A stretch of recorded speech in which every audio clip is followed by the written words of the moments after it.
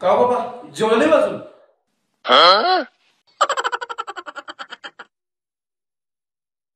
Hello, हा अक्का.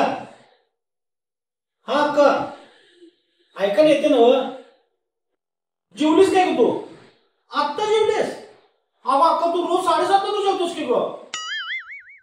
8 वाजलो, अर्धा तास लेट का जेवलीस तू? जेवण झालं नव्हतं होय?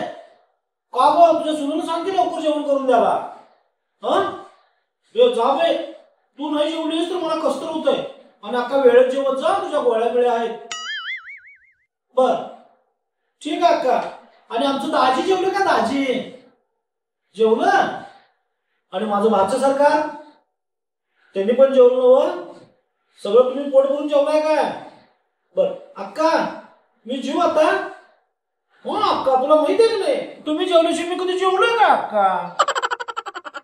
जीव नव मी आता. तू नक्की जेवलास नव? बर बर बर बर, ते आता जेवतो बघ. ठेवतो फोन मी. हे काय आता नवीन? अरे हे नवीनच आहे. ह्या विधानसभेच्या इलेक्शन पासून हे सगळं नवीनच घडलंय.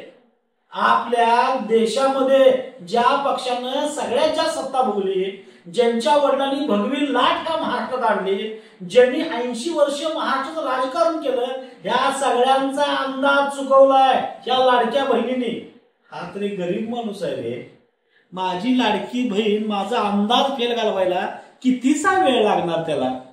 त्याच्यामुळं लाडकी बहीण खुश तर मी खुश. माझ्यासाठी नव्हं, महाराष्ट्रातल्या सगळ्या भावाने आपल्या लाडक्या बहिणीला खुश ठेवा.